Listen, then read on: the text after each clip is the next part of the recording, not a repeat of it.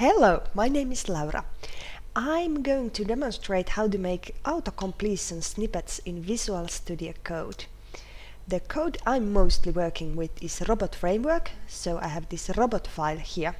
And when I type in V and tap, it gives me the syntax for robot variable.